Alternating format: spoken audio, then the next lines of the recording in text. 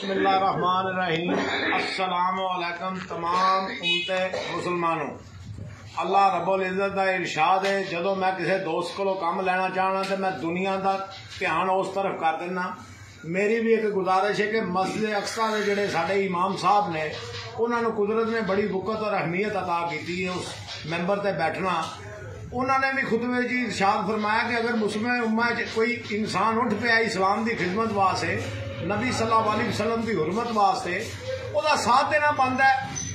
अगर असी मुसलमान हाँ तो साडा हक बनता है उहदे यकजान होकर खलोवीए। यह जिहड़ा कलैक्टर फैसला चलाया जा रहा प्रोग्राम, प्लीज़ खुदारा इन्हूं बंद किया जाए। साडे दिलों को तकलीफ होती है क्योंकि असां ला इलाहा इल्लल्लाह मुहम्मद रसूलुल्लाह पढ़िया है। साडे ते मेहरबानी की जाए, साडे दिल में तकलीफ होती है।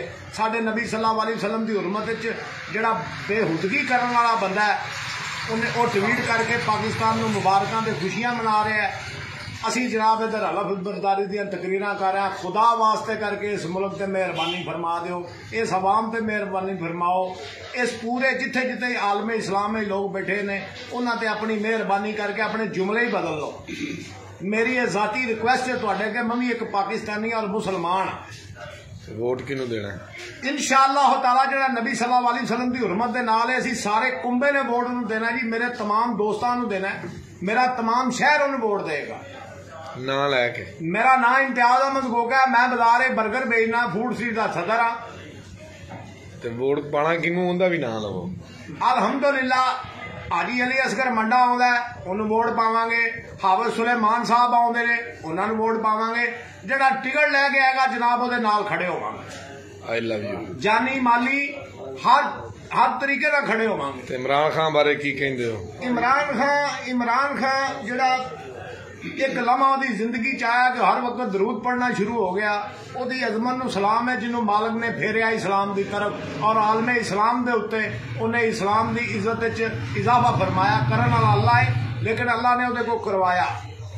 मैं सल्यूट करना उन्होंने। जिहड़ा अमरीका नूं वेर गया है, वो तो सानू उन्हें दसिया कि भाई मेरे असी सिर्फ लीक बजी है, असी ज़हनी तौर पर तो गुलाम ही सा। तुहाडे सामने आंदे पए ने, मंगत का की काम है बोलना।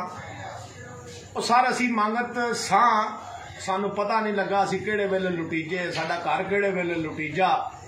और जनाब अज सानू पता लग गया कि सरकार असी यह गुलामी नहीं कर सकते। असी तो नबी सल्लल्लाहु अलैहि वसल्लम के गुलाम हाँ। सुपर पावर मेरा अल्लाह है। अमरीका नूं सुपर पावर पाकिस्तान ने दुनिया से बनाया सी। पाकिस्तान ने पहला कदम चुकया इनू टाउन वास्ते। और याद रखना इंशाअल्लाह पूरी दुनिया इंशाअल्लाह ताला इत्थे कदम शुरू हो चुका है। इंशाअल्लाह असीं इहनूं दसांगे सुपर पावर कौन है। सुपर पावर इस्लाम अल्लाह ने अता की। इंशाअल्लाह इंशाअल्लाह।